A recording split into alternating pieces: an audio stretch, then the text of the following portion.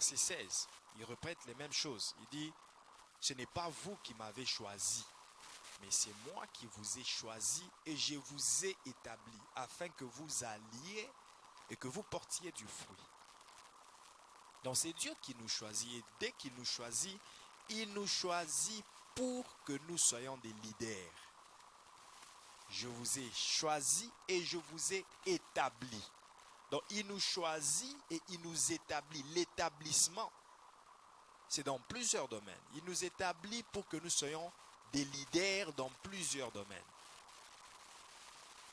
De la même manière où il a choisi Adam, c'est lui qui a choisi de créer Adam, de créer l'homme, de faire la création. Et il crée l'homme, il l'établit dans le jardin d'Éden. Pourquoi? Pour que l'homme puisse le garder et le cultiver. Et ainsi, il donne à l'homme la domination sur toutes les espèces de la terre. Donc, il choisit, il établit. Il nous établit des leaders. Il nous établit des gens élevés dans plusieurs domaines. Il veut que nous soyons élevés. Il veut que nous soyons la tête et non la queue. Et quelles sont alors les caractéristiques du choix divin? Si c'est Dieu qui nous choisit, Dieu ne choisit pas en désordre. Il a des critères de choix. Et son choix d'abord, avant même de parler des critères de choix de Dieu, nous devons d'abord considérer les caractéristiques du choix de Dieu. Parce que si nous connaissons comment se caractérisent les choix de Dieu, cela nous permettra aussi de répondre aux critères, d'avoir la connaissance des critères des choix de Dieu et ainsi de répondre aussi aux choix de Dieu. La première des choses ce matin, c'est que le choix de Dieu est un choix qui parcourt l'éternité. La première caractéristique, le choix de Dieu est un choix qui parcourt l'éternité.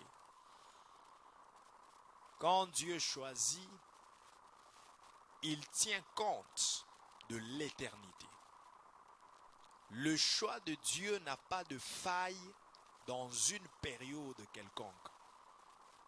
Le choix de Dieu n'aura pas de faille ni dans le passé, ni dans le présent, ni dans le futur. La personne que Dieu choisit sera compétente, sera capable à n'importe quelle période où Dieu lui assigne ce choix-là. Parce que Dieu lui-même est dans le passé, dans le présent et dans le futur pour s'assurer que le choix qu'il est en train de faire réussira dans l'éternité. Voilà pourquoi il est Olam, le Dieu éternel. Alléluia. Le choix de Dieu parcourt l'éternité. Le choix de Dieu est un choix qui parcourt l'éternité dans tout son ensemble. Et cela, dans le choix de Dieu, se trouve l'omniprésence, l'omnipotence et l'omniscience de Dieu. Est-ce que quelqu'un est avec moi? Le choix de Dieu est un choix qui parcourt l'éternité. Et dans ce choix qui parcourt l'éternité, se retrouve à la fois l'omniprésence. L'omniprésence de Dieu, c'est le fait qu'il soit présent partout. Partout ne veut pas seulement dire le lieu, mais ça veut dire aussi le temps. Alléluia. Dieu est omniprésent. Dieu est resté dans notre passé pour s'assurer que notre passé soit tel qu'il a été. Que notre passé ne soit pas altéré.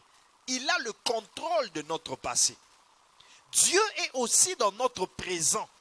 Et Dieu nous a précédés dans notre futur.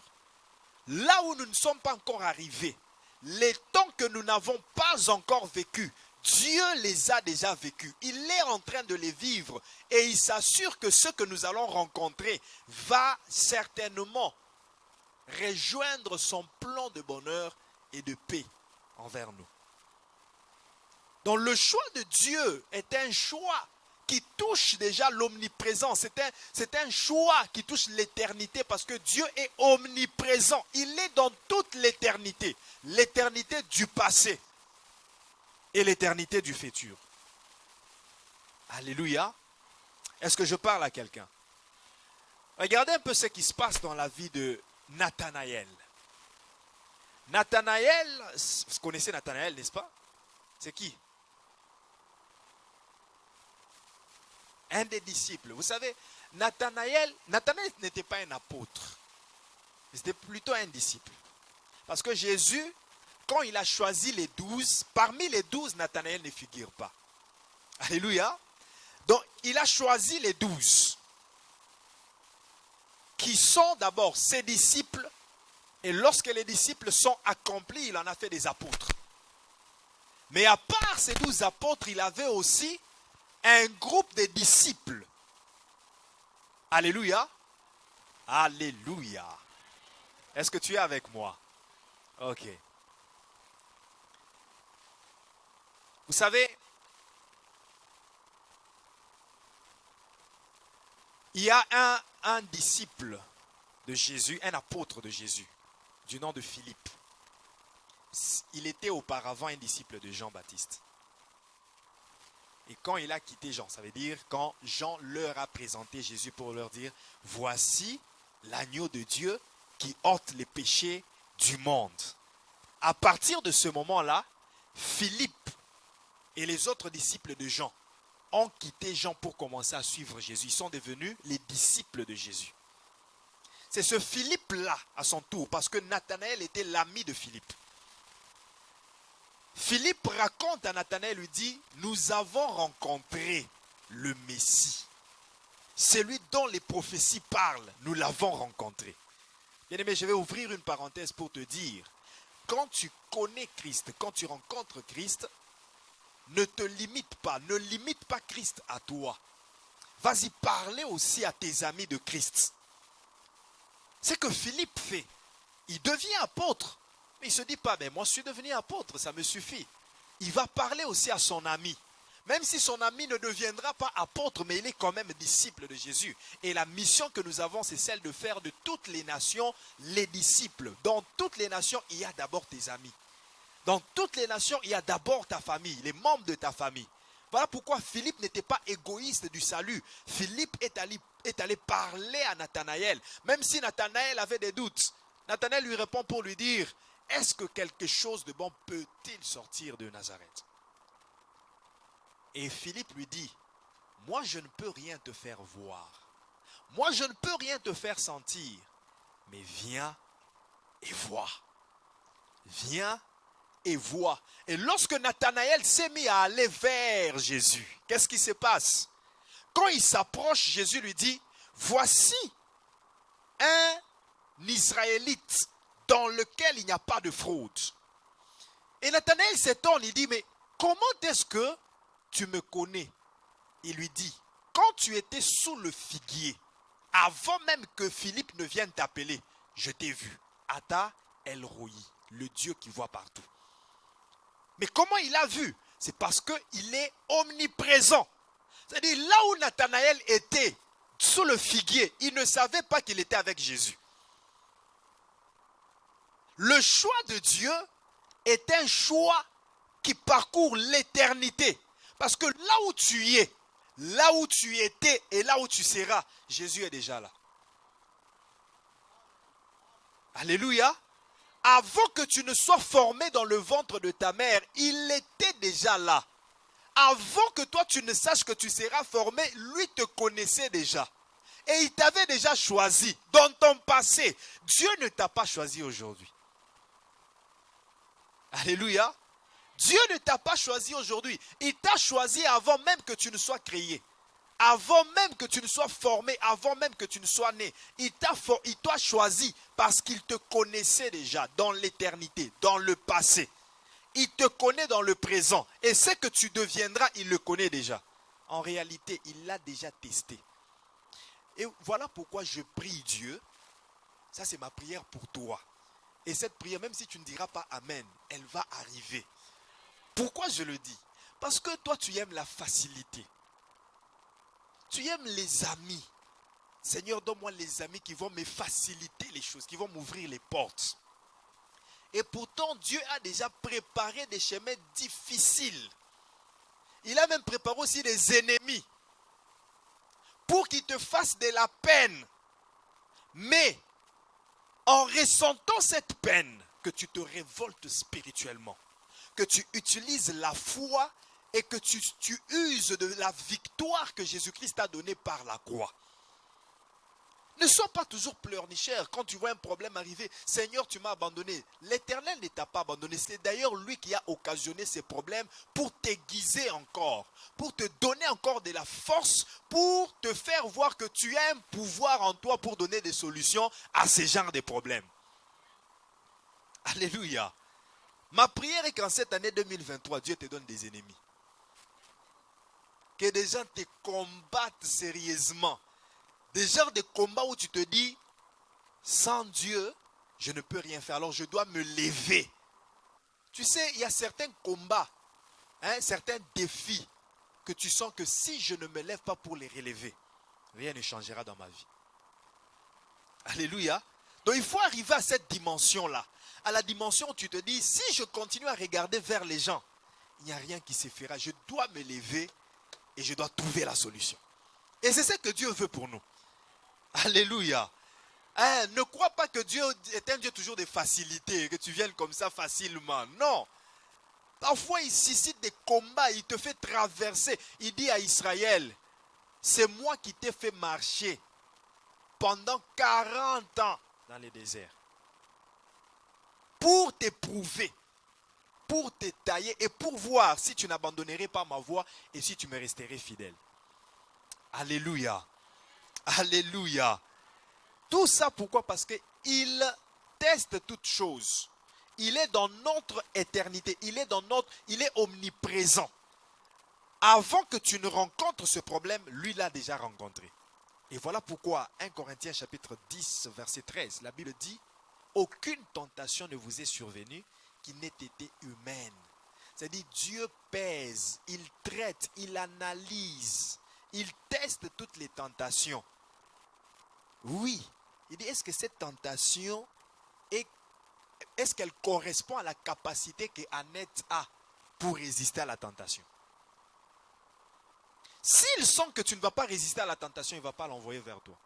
Si Dieu accepte que la tentation vienne vers toi, c'est parce qu'il sait déjà que tu es capable de surmonter cette tentation. C'est ça, 1 Corinthiens 10, verset 13.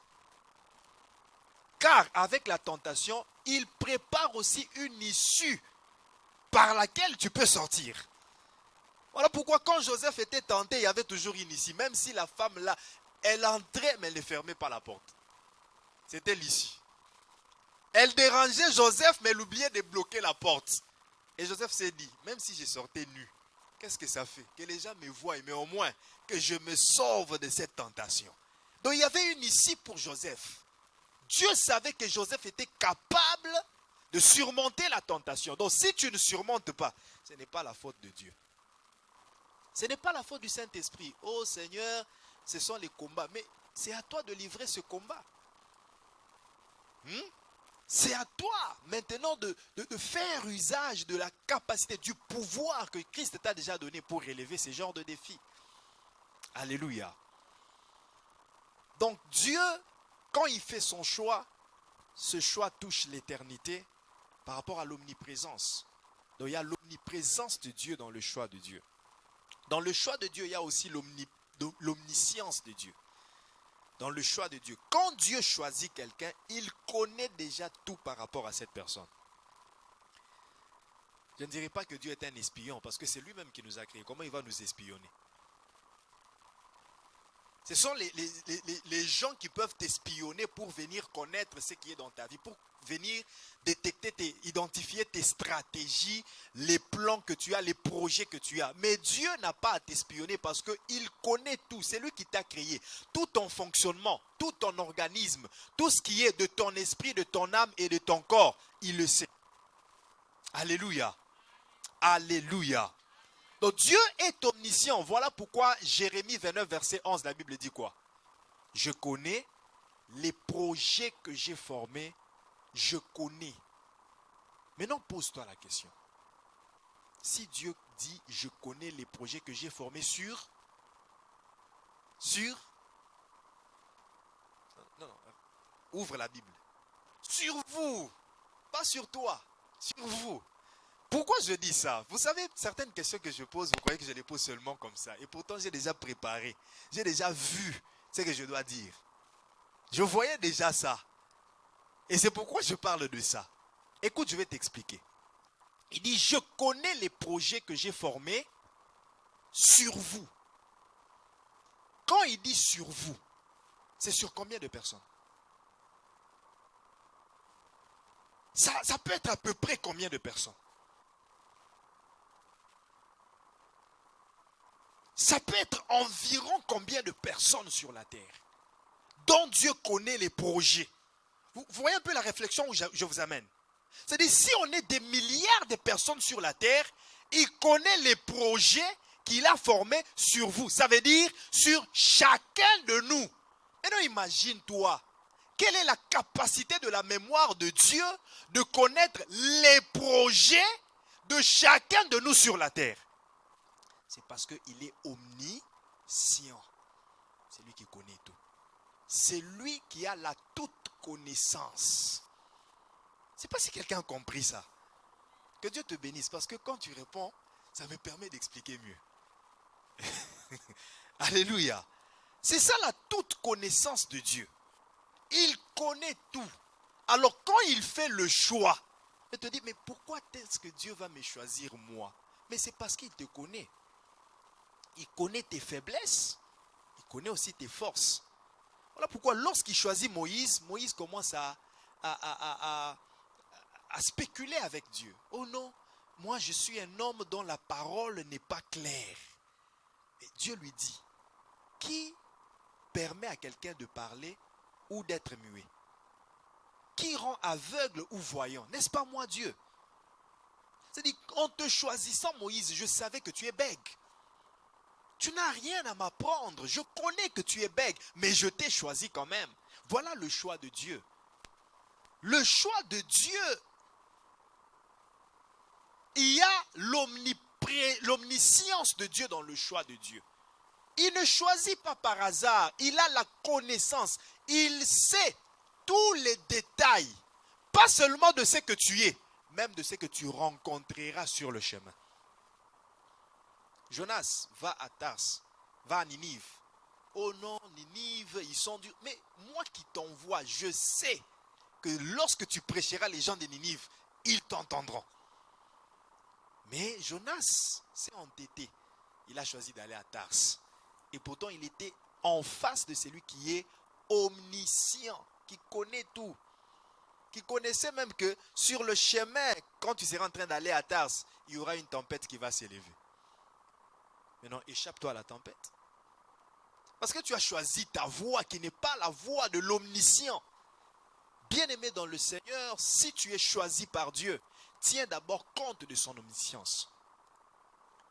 Ne tiens pas compte de tes faiblesses. Ne tiens pas compte de tes difficultés. Ne tiens pas compte des moyens que tu manques. Tiens plutôt compte de l'omniscience de Dieu. Il connaît tout. Il connaît quelle porte moi je dois frapper. Les portes qui doivent s'ouvrir devant moi. Il connaît quelle personne doit être à côté de moi pour m'aider dans ce que je vais faire. Dans le choix de Dieu, fais confiance à l'omniscience de Dieu. Alléluia. Fais confiance à l'omniscience de Dieu. Dieu sait tout. Alléluia. Dieu sait tout. Vous savez, parfois nous regrettons les choix que nous faisons. Tu te dis, j'aurais dû partir à l'école au lieu de rester à la maison. Ce sont des choix que nous regrettons parfois. Et pourtant, le Dieu qui sait tout, sait qu'il fallait vraiment que tu restes à la maison. Il y a des choses qui se font, qui ne sont pas un hasard, qui répondent vraiment à l'omniscience de Dieu.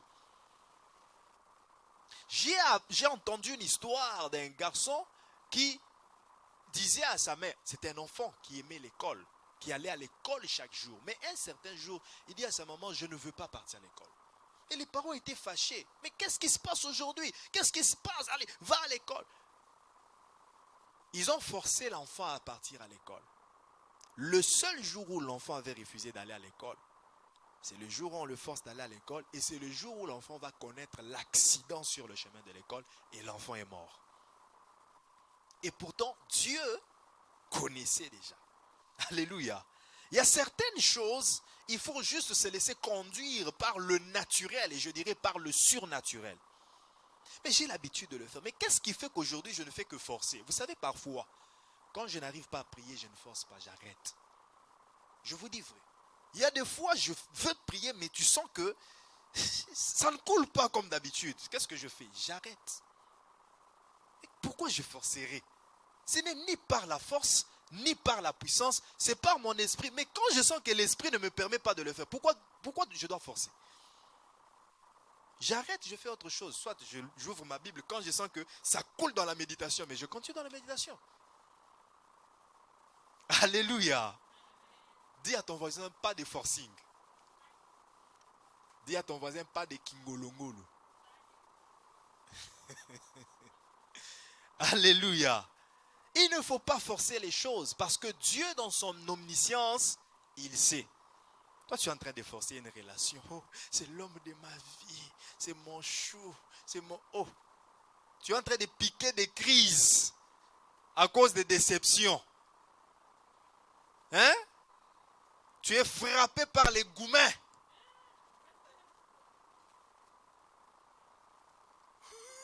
Il est en train de pleurer sur son oreiller. Mais qu'est-ce qui se passe? Tu forces une relation pendant que l'omniscient sait que ce n'est pas ton homme. L'omniscient sait que ce n'est pas ta relation. Alléluia. Alléluia. Et certaines personnes aussi qui regrettent pourquoi est-ce qu'il s'est séparé avec une ou une autre personne. Oh, pourquoi j'aurais dû rester dans cette relation? Ça, c'est toi qui te dis que tu aurais dû rester dans cette relation. Mais l'omniscient, c'est que ce n'était pas ta relation. L'omniscient, c'est tout. L'omniscient, quand il fait son choix de la personne qui doit être à côté de toi, de la personne qui doit être ton tuteur, de la personne qui doit être ton médecin, ton infirmier, quand il fait le choix, si c'est un choix qui vient de lui, ce choix n'est pas une erreur. Le choix de Dieu est un choix qui parcourt l'éternité. Et dans ce choix, il y a à la fois l'omniprésence de Dieu. Il y a l'omniscience de Dieu. Ésaïe chapitre 43, verset 1. Ésaïe 43, verset 1, il dit: c'est moi l'Éternel, moi qui te connais, Jacob, et qui te connais, Israël. Jacob, mon serviteur, et Israël, mon peuple. C'est moi l'Éternel qui te connais. Je connais que tu es Jacob. Pourquoi je connais que tu es Jacob? Parce que tes parents t'ont donné le nom de Jacob. Ainsi parle maintenant l'Éternel qui t'a créé, ô Jacob. C'est lui qui t'a formé, ô Israël. Ne crains rien car je te rachète. Je t'appelle par ton nom. Tu es à moi.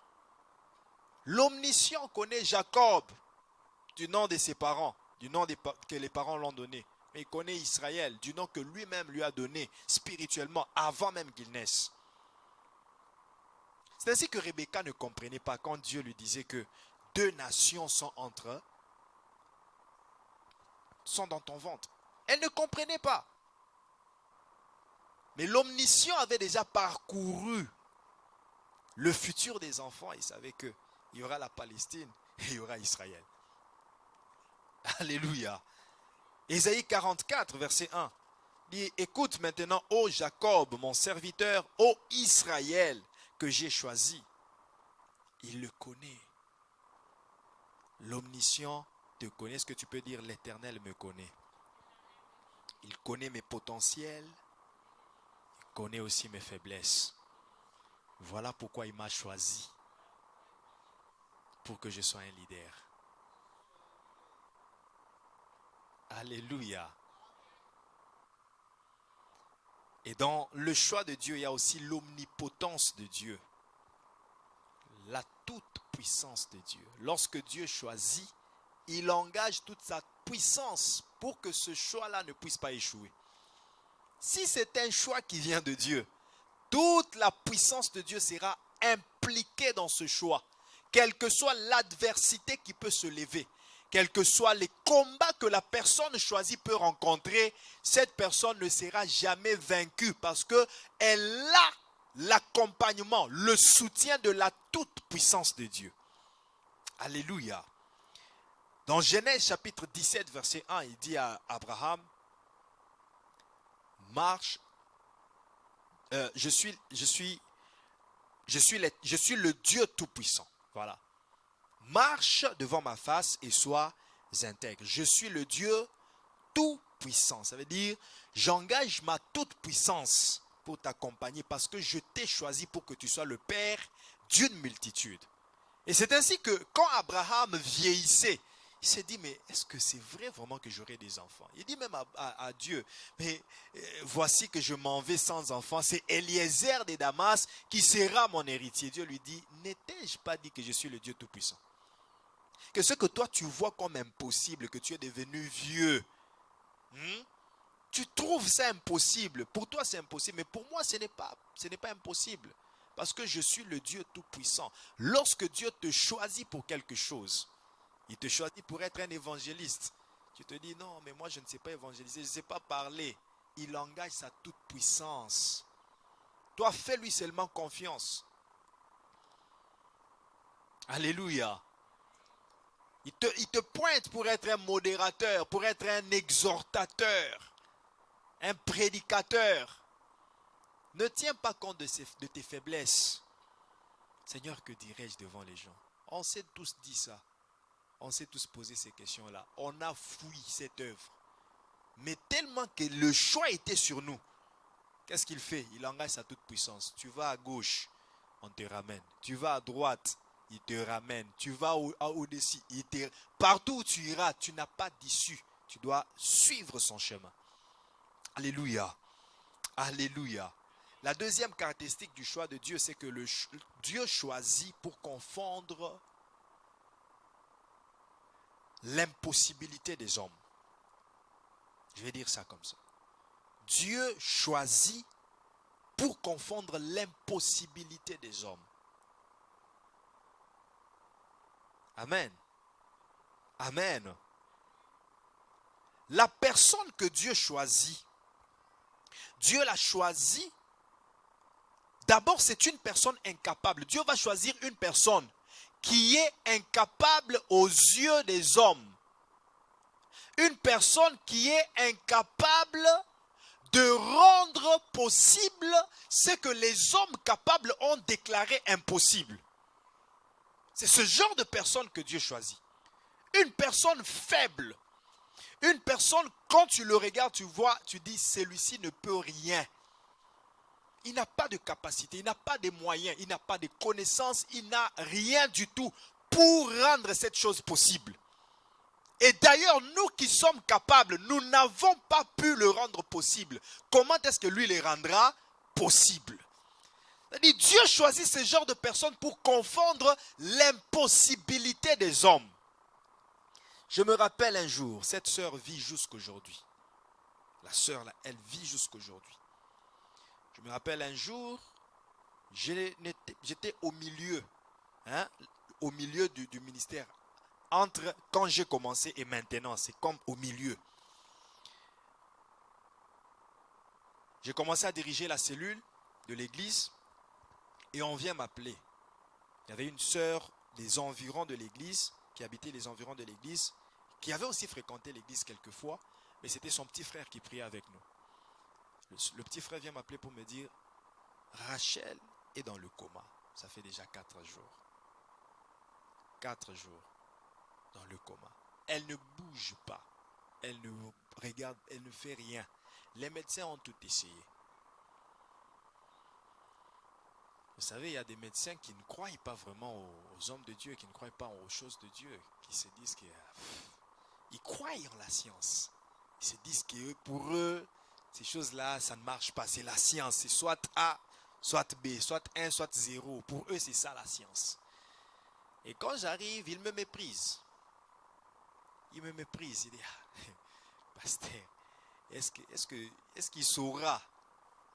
Et puis, il était quand même curieux. Il était juste à côté. Moi, j'ai commencé à prier.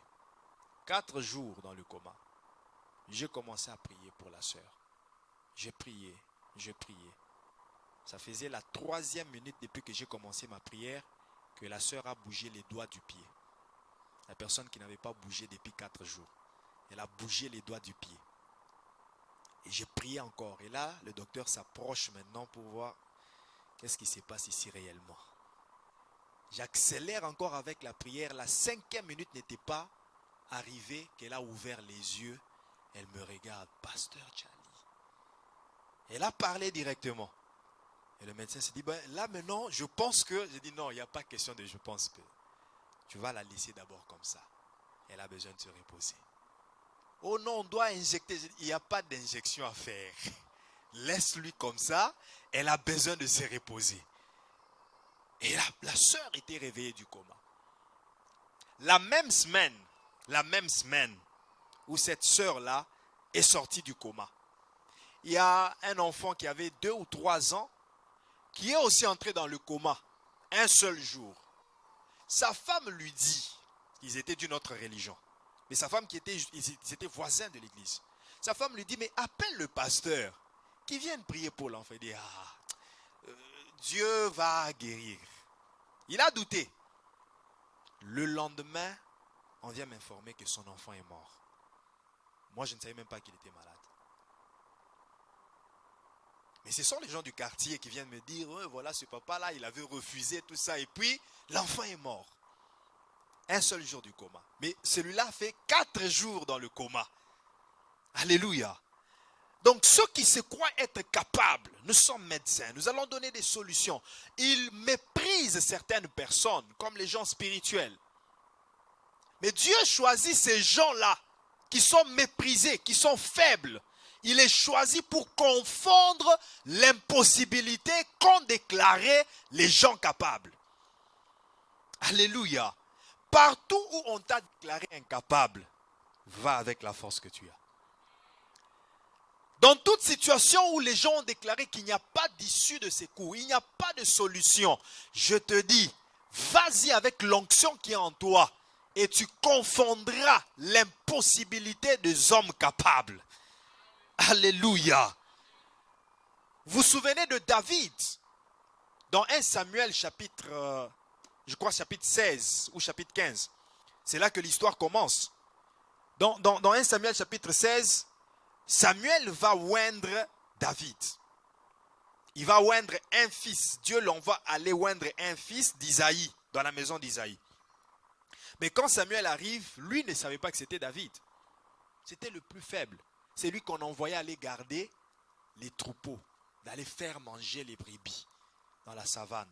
Et les autres, c'était des vaillants, des guerriers, des enfants sur lesquels même le roi comptait. Lorsqu'il y avait la guerre dans le pays, c'est sur eux qu'on compte. Ils vont venir, ils vont se battre et ils vont nous ramener la victoire. Mais Dieu s'est décidé de confondre leur capacité, de confondre leur sagesse, de confondre leur force. Il choisit le plus faible, le plus rejeté. Et si tu es ici, tu es le plus rejeté de ta famille ou de ta société, j'aimerais te dire, trouve-toi une place dans la société parce que tu en as une. Tu as ta place dans la société, que personne ne t'enlève ta place dans la société. Que personne ne te fasse croire que tu n'as pas de place. Que ce soit parce que tu ne connais pas, parce que tu n'as pas étudié, ou parce que tu ne parles pas une langue ou une autre.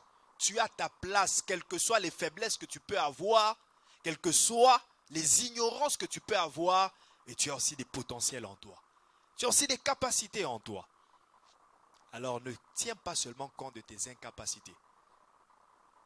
Maximise le potentiel qui est en toi et produis des résultats. La seule manière de changer les moqueries des gens, c'est de réussir. Si tu veux que les gens arrêtent de te calomnier, de t'insulter sur un domaine quelconque, non, ne leur dis pas, mais vous vous moquez de moi. Ne te plains pas. Travaille et réussis. Les résultats font cesser les contestations. Alléluia. David est choisi. Samuel prétendait que c'était Eliab, c'était Shama, c'était Aminadab. Et pourtant, ce n'était pas eux tous. Dieu lui dit, il y a un enfant. C'est lui qui est le plus méprisé. Il envoie chercher David. Il vient oint David. Depuis le jour où il est oint, ses frères ont commencé à se moquer de lui. Qu'est-ce qu'il fait avec l'onction? Dès qu'on oint quelqu'un, il doit devenir roi. Mais le voilà oint, mais il va toujours faire manger les troupeaux dans la savane. Il arrive que les Philistins s'élèvent, les ennemis que Dieu place sur ton chemin pour que ton potentiel, le pouvoir qu'il a mis en toi, puisse te donner la victoire. C'est Dieu qui crée ça. Les Philistins, Goliath s'élève contre les enfants d'Israël et il commence à menacer, à insulter. La Bible dit pendant qu'il sortait, à chaque fois qu'il sortait, d'abord sa taille faisait fuir tous les enfants d'Israël. Et quand il parlait aussi, c'était catastrophique. Qui pouvait résister? Tous les enfants d'Isaïe et tous les jeunes d'Israël qui étaient habitués à la guerre dès leur enfance, expérimentés dans la guerre, les hommes capables, ils fuyaient. Mais l'incapable rejeté. Par les concours de circonstances, on l'envoie aller donner la nourriture à ses frères. Et c'est là qu'il commence à s'enquérir de ce qui se passait. Mais qu'est-ce qui se passe ici? Pourquoi vous fuyez? Écoute les hommes capables. Les hommes capables, ils lui disent, tu peux retrouver cette histoire dans 1 Samuel chapitre 16 à partir du verset 1 jusqu'à verset 13. Ça c'est l'onction. Et l'histoire de la guerre, c'est 1 Samuel 17 à partir du verset 1 jusqu'en bas. Il dit, l'homme capable, c'était un de ses frères, je ne sais pas, Aminadab? Je crois Aminadab. Je n'ai pas le temps d'ouvrir, s'il vous plaît. Il lui dit ceci, il lui dit, je connais ton orgueil. Donc il taxe déjà David d'orgueilleux. 1 Samuel 17.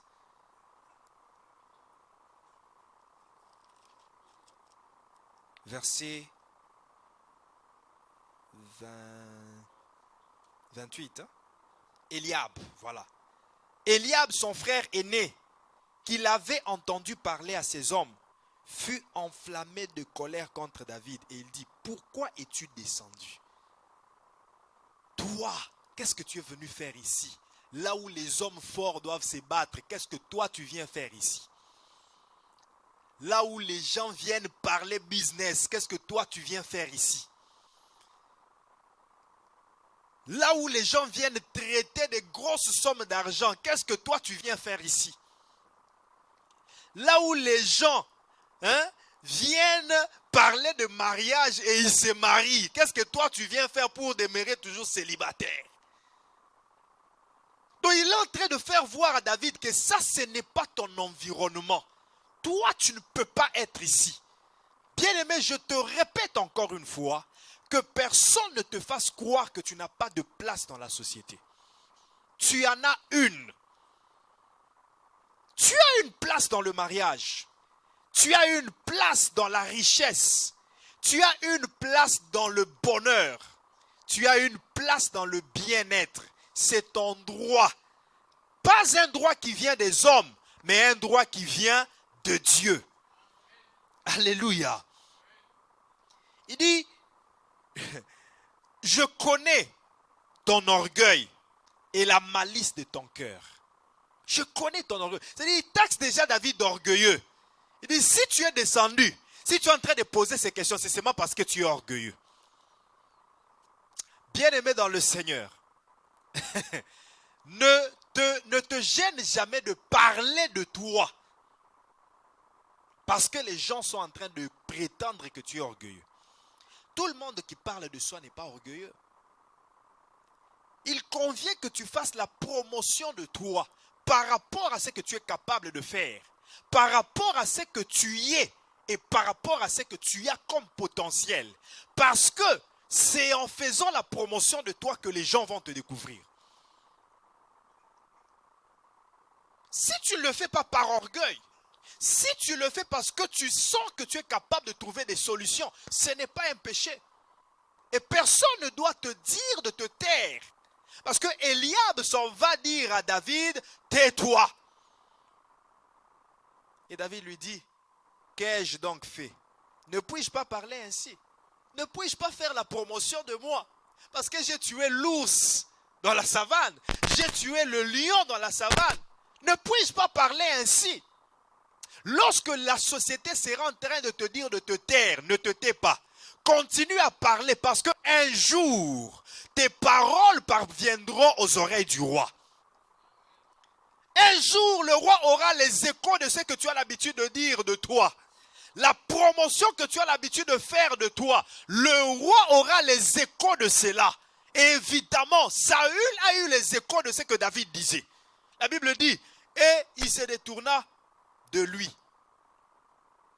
Verset 31. Lorsqu'on eut entendu les paroles prononcées par David, on les répéta devant Saül qui le fit chercher. Ça veut dire, David parlait. Ah, j'ai tué l'ours, je peux tuer ce Philistin. Les frères de David lui disent de se taire. Mais il ne s'est pas tué. Il continue à parler. Et comme il continue à parler, ses paroles sont parvenues aux oreilles de Saül. Il a dit, mais ce petit-là qui fait sa publicité, amenez-le-moi. Vous savez, même dans la société, dans l'entreprise, n'hésite pas de parler de ce que tu es capable de faire à tes collègues. N'hésite pas d'autres potentiels. Peut-être que tu es engagé dans le département d'informatique, mais tu as aussi d'autres habilités dans la ressource humaine. N'hésite pas de parler de ça. Parle, même si les autres se disent, mais lui, il croit quoi? Il est orgueilleux. Continue à parler parce qu'un jour, le directeur entendra parler de toi. Ces paroles parviendront à ses oreilles. Il dira, cherchez-moi ce frère. Cherchez-moi cette sœur-là. J'aimerais parler avec lui. Lui faire un entretien et savoir qu'est-ce qu'il est capable de faire aux ressources humaines. Tu seras peut-être le prochain directeur des ressources humaines de cette entreprise-là. Les gens disaient à Bartimée de ne pas appeler Jésus. Il lui interdisait. Mais Bartimée n'a pas arrêté de crier. Il l'appelait. Et ces mots sont parvenus aux oreilles de Jésus jusqu'à ce qu'il l'a fait appeler. Appelez-le, qu'il vienne. Bien-aimé dans le Seigneur, si tu te reconnais humble, même si les gens disent que tu es orgueilleux, n'entre pas dans ce jeu-là. Si tu te reconnais simple, même si les gens disent que tu es arrogant, n'entre pas dans ces jeux-là. À moins que tu sois vraiment orgueilleux, alors change. Mais ne te gêne pas de faire ta propre promotion. C'est que tu es capable de faire, c'est que tu es capable de dire. Ne te gêne pas de faire ta propre promotion. Alléluia. Bien-aimé dans le Seigneur, c'est ainsi que ce choix que Dieu avait fait sur David a confondu tous les vaillants, tous les hommes forts, parce que c'était le faible David qui a donné la victoire à Israël. Et à partir de ce jour, on a élevé David. Alléluia. Alléluia.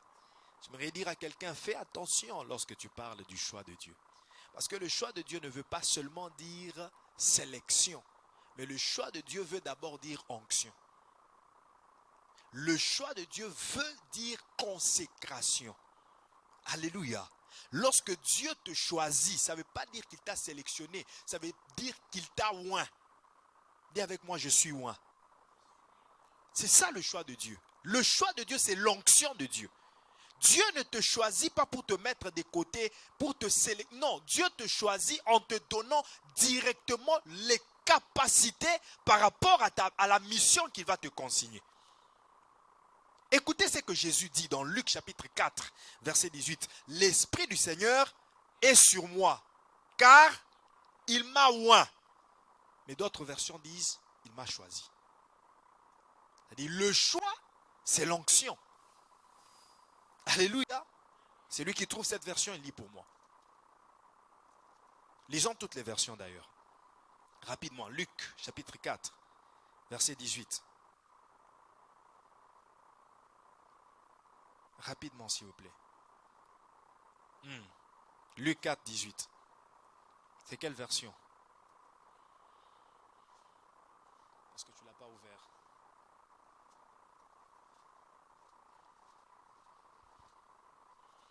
Personne n'a trouvé. Luc 4, 18. Luc 4, 18, je lis au nom du Seigneur. L'Esprit du Seigneur est sur moi. Il m'a consacré pour apporter la bonne nouvelle aux pauvres. Il m'a consacré. Le choix de Dieu, c'est la consécration. Donc, dès qu'il te choisit, tu es consacré, mis à part pour lui. L'Esprit du Seigneur est sur moi, car il m'a consacré. Une autre version. Seigneur, oui. Cherchez d'autres versions. Lisez-moi toutes les versions, rapidement. Tu peux lire comme ça, même sans micro. Ta voix est très, très, très efficace. 4, 18.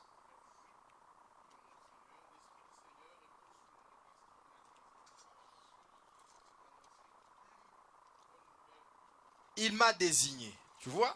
Le choix de Dieu, c'est l'onction, c'est la consécration, c'est la désignation. Une autre version.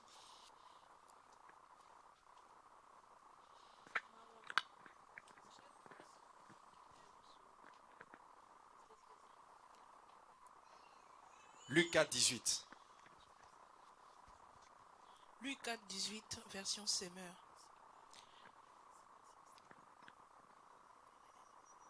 L'Esprit du Seigneur est sur moi, car il m'a oint pour annoncer une bonne nouvelle aux pauvres. Il m'a oint. Ce sont des synonymes. Il m'a oint. Il m'a consacré. Il m'a désigné. Une autre version. Lisez rapidement. Trouvez-la rapidement. Lisez rapidement. Ouvrez toutes les versions à la fois. Oui. Amen.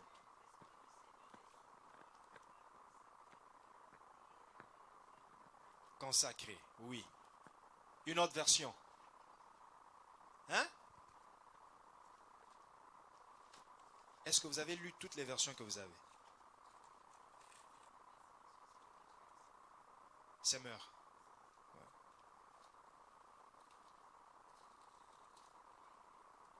Oui. Ben si ça répète, c'est pas important.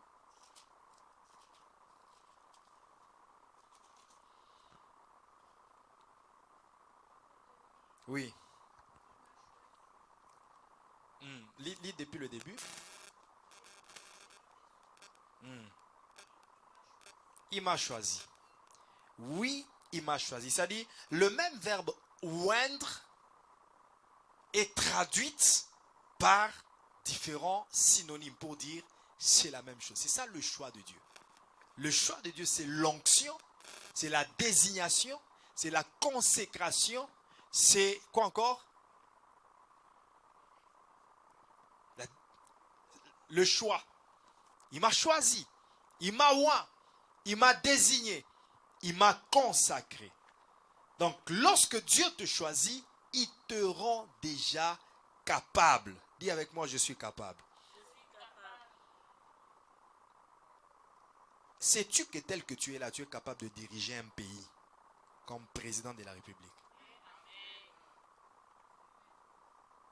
C'est ça le choix de Dieu. Dès qu'il te choisit, tu es capable. Dis avec moi, je suis capable. Et ajoute, je suis capable de tout. Celui qui a le Saint-Esprit est capable de tout. Tu es capable de diriger une entreprise, directrice des ressources humaines. Je ne sais pas quel poste. Tu es capable.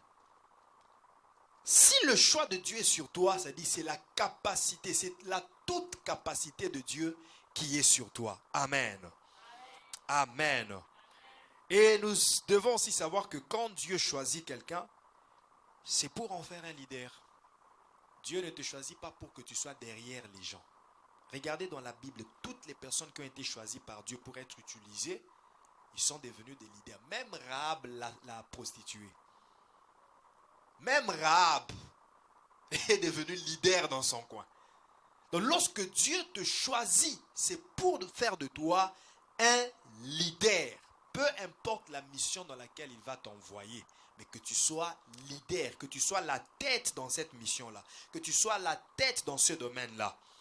Et il n'y a personne que Dieu a choisi pour qu'en fin de compte, il soit abandonné ou qu'il soit dominé par ses ennemis ou par le monde.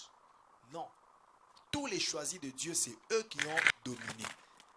Même lorsqu'ils ont été jetés dans la fosse aux lions, ils sont sortis leaders par rapport au roi qui les avait jetés. Le roi a changé le verdict. Il a dit désormais que tout le monde puisse adorer le Dieu de Daniel.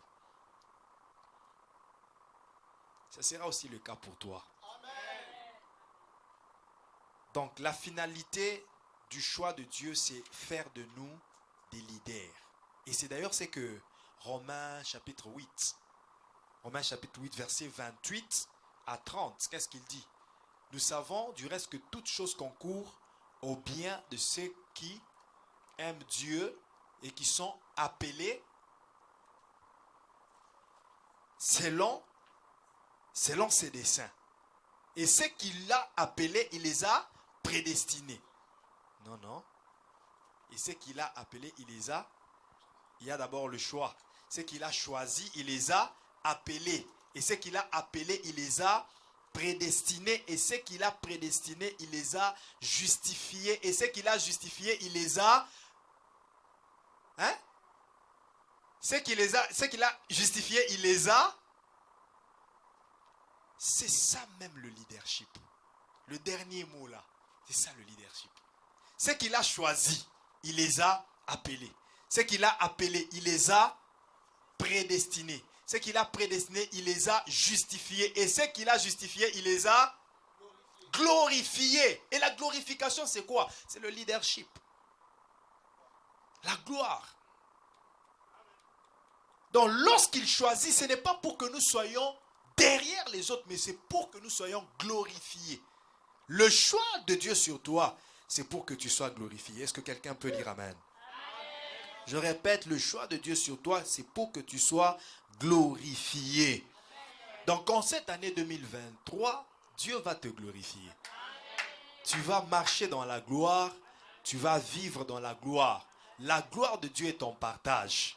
Dis avec moi, je suis capable. Je vis la glorification. Donc l'onction de Dieu sur toi, c'est pour te glorifier. La capacité de Dieu sur toi, c'est pour te glorifier. Le choix de Dieu sur toi, c'est pour te glorifier. Afin que tu ressortes plus que vainqueur. Afin que tu ressortes victorieux, victorieuse. Alléluia. Que Dieu vous bénisse abondamment. Et que Dieu bénisse sa parole. Acclamons le Seigneur très fort. Nous allons prier. Nous allons prier. Je ne sais pas quelle est la partie du message que tu as retenu ou qui te revient directement comme ça. Mais l'objectif du message, c'était de te faire voir que le choix de Dieu, c'est un choix qui parcourt l'éternité parce que Dieu est omniprésent, omniscient et omnipotent. Le choix de Dieu, c'est pour confondre la force ou la capacité, l'impossibilité des gens capables. Et le choix de Dieu, c'est pour te glorifier. C'est ça la finalité. Amen. Alors tiens-toi debout, ferme tes yeux, prends la position qui te convient, tu peux t'agenouiller. Sois juste concentré. Demande à Dieu de te rendre capable. Demande à Dieu, prie selon le message que tu as compris. Toi qui es faible,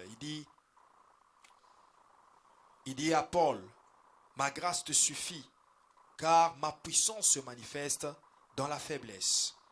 Toi qui es faible, dis à Dieu, je suis méprisé, je suis faible, mais j'ai besoin de ta puissance, j'ai besoin de tes capacités, j'ai besoin de ton onction.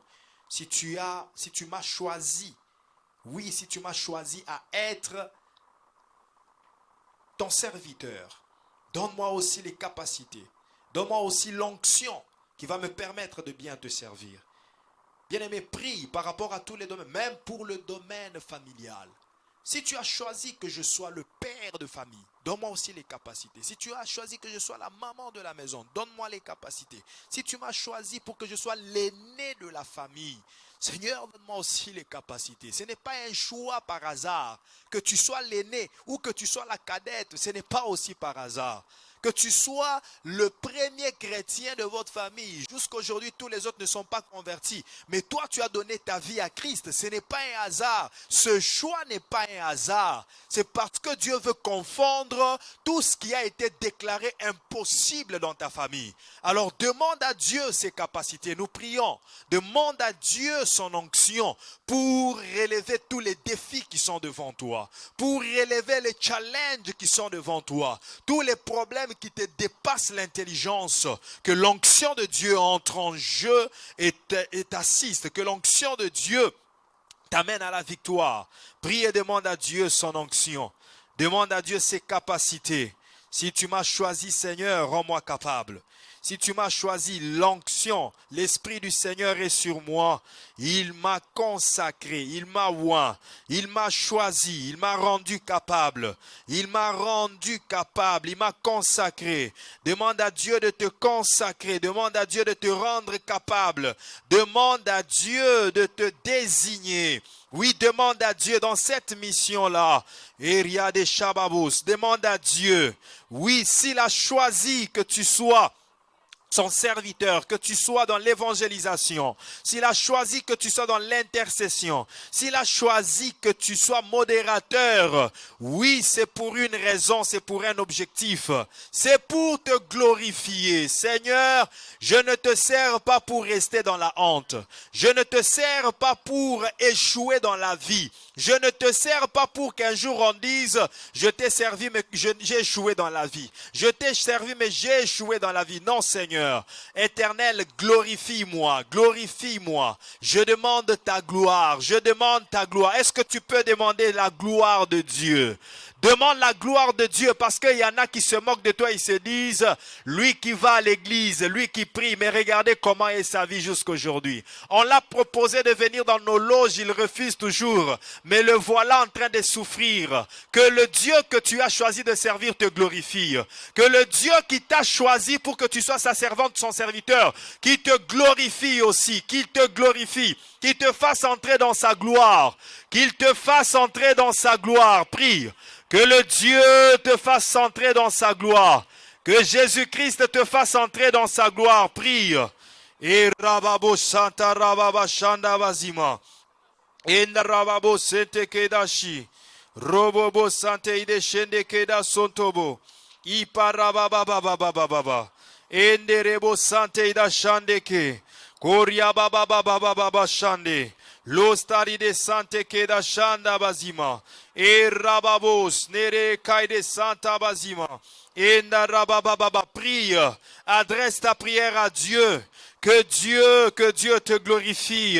Seigneur, tu m'as choisi, tu m'as appelé, tu m'as prédestiné pour me glorifier, pour me glorifier. Je ne veux pas rater la phase de la glorification. Je ne veux pas, Seigneur, rater cette phase de la glorification.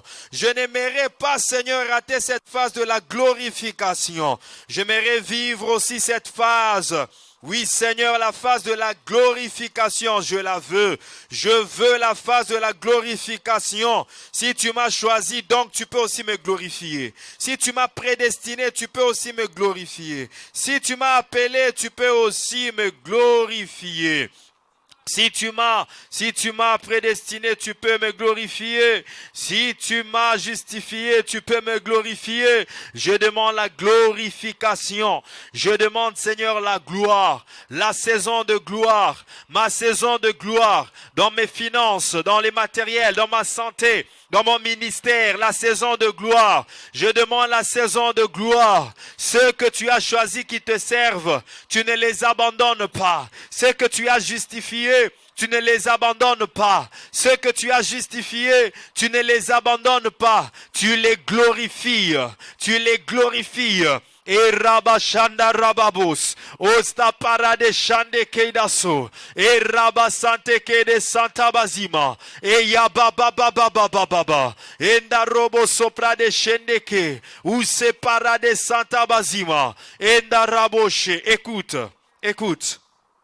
Nous revenons dans le même texte. La fin, il dit, et ceux qu'il a justifiés, il les a aussi glorifiés. Donc, il ne peut pas te justifier sans te glorifier. Justifier, c'est rendre juste. Et qu'est-ce que David dit?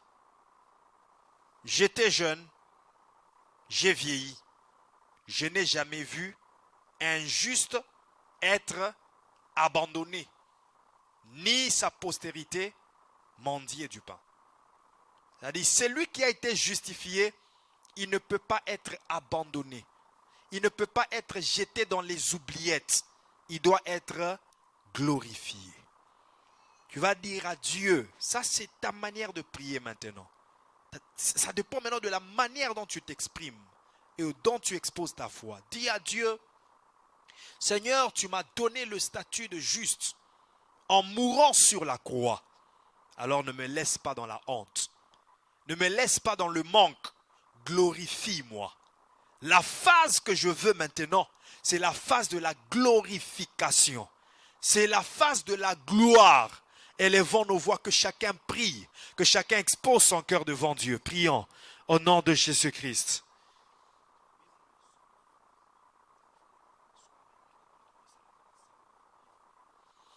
Kirabo sopra de shababos.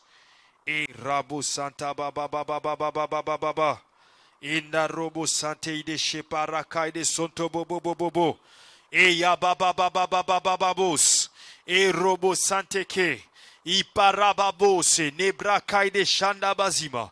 Inda raba baba baba baba baba.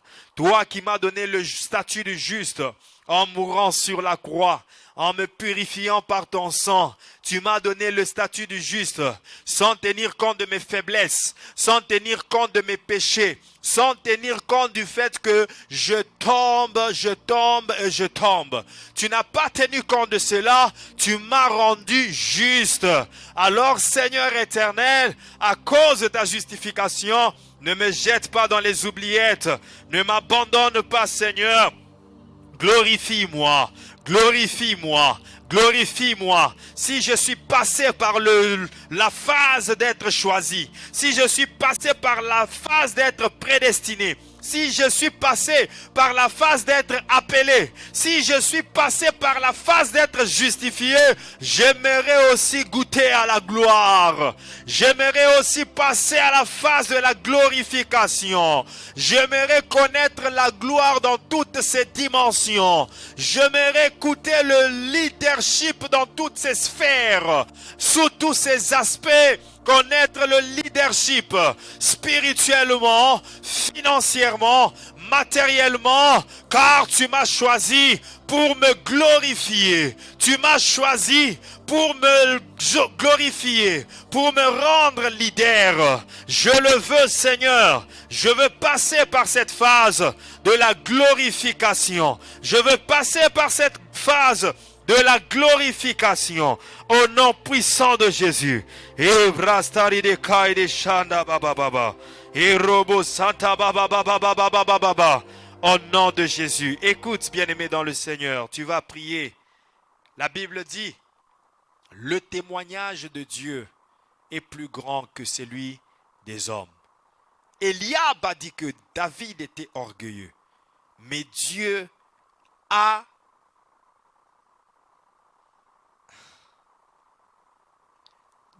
fait en sorte que les paroles de David résonnent comme un écho et atteignent les oreilles de Saül. C'est ça le témoignage de Dieu. Tu vas prier maintenant et dire que ton CV parvienne dans les bureaux de ressources humaines. Que les témoignages de tes potentiels parviennent aux oreilles de ceux qui peuvent te donner la promotion. que l'habileté professionnelle que tu as parvienne aux oreilles de ceux qui ont besoin des gens comme toi.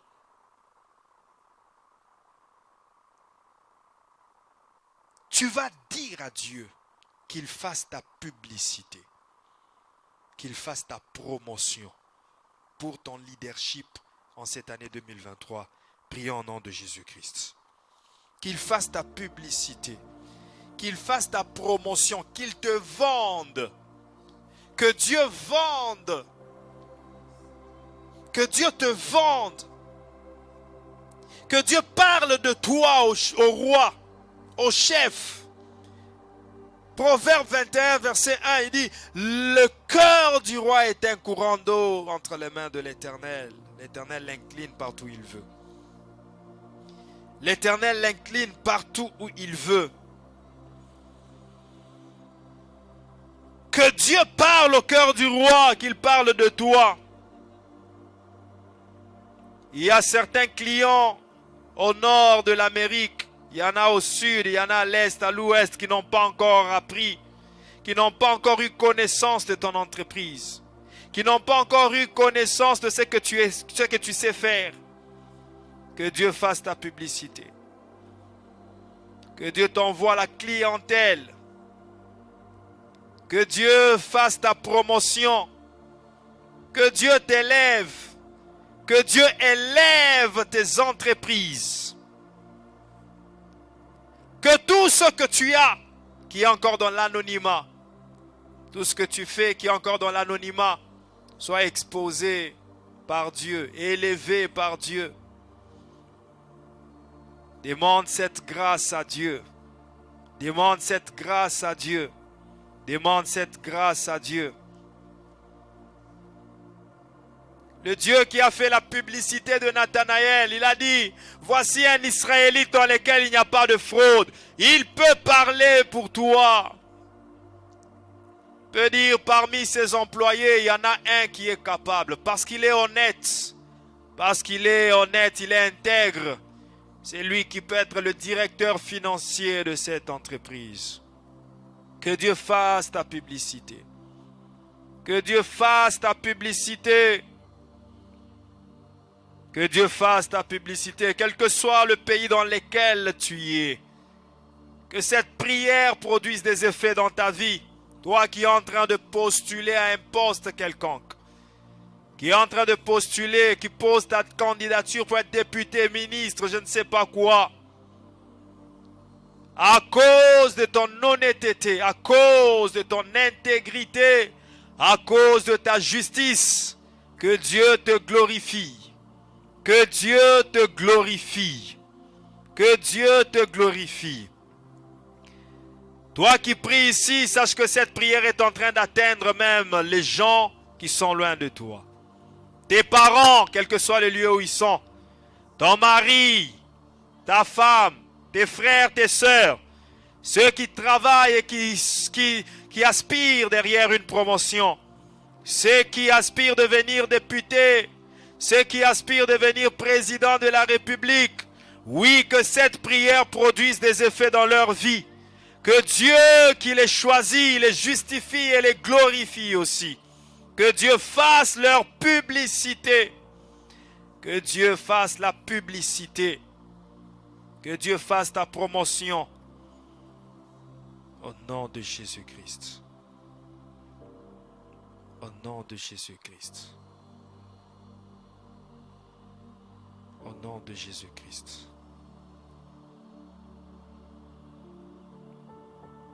Prie, parle à Dieu. Recommande ton sort à l'Éternel. Mets en lui ta confiance et il agira. Prie pour tes attentes. Prie pour tes projets.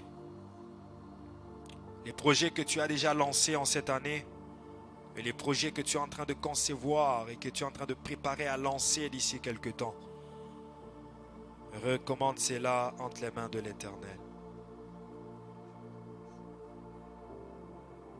Ce projet de voyage d'affaires, ce projet de mariage, ce projet d'études, ce projet d'investissement, ce projet qui cadre avec ton ministère, prie, recommande-le entre les mains de Dieu. Que la grâce de Dieu localise ce projet. Que la grâce de Dieu localise ce projet. Que la grâce de Dieu agisse.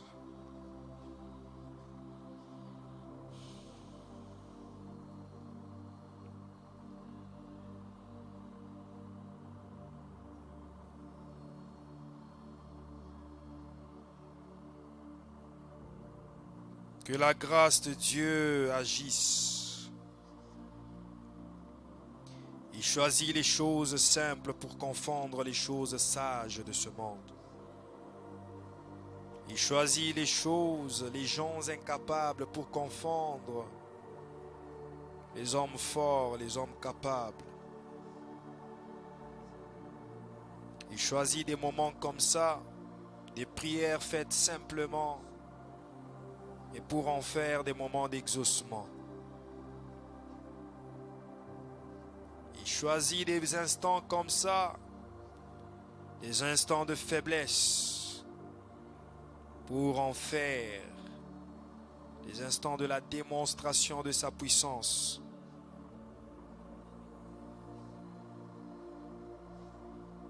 Le Saint-Esprit. Le Saint-Esprit. Le Saint-Esprit. Le Saint-Esprit. Le Saint-Esprit.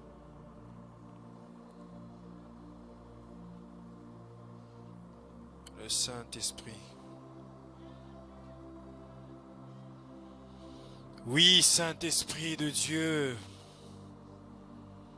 Oui, Saint-Esprit, que ta grâce coule. Toi qui écoutes la voix de chacun, le cœur de chacun qui est en train de prier. Tu nous écoutes maintenant que nous prions. Alors répands ta grâce.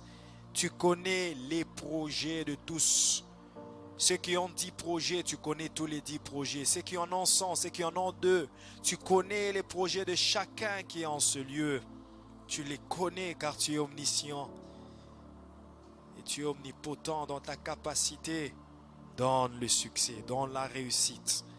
Donne la réussite, donne le succès. Donne le succès. Au nom de Jésus-Christ. Seigneur, merci. Merci pour ta parole. Merci pour ta présence. Et merci pour l'exaucement. Merci pour la grâce qui va continuer à travailler après ce message pour nous amener à la glorification. Père, je recommande les offrandes que nous allons te donner en tes saintes mains, signe de gratitude, signe de reconnaissance envers toi et canal de bénédiction, clé d'ouverture des écluses des cieux, prière d'intercession permanente devant toi, que cette offrande soit toutes ces choses, au nom puissant de Jésus-Christ. Merci. Au nom de Jésus, nous avons ainsi prié. Amen. Acclamons le Seigneur. Que Dieu soit loué. Pendant que vous êtes en train de préparer vos offrandes, moi je serai en train de lire les annonces, de donner les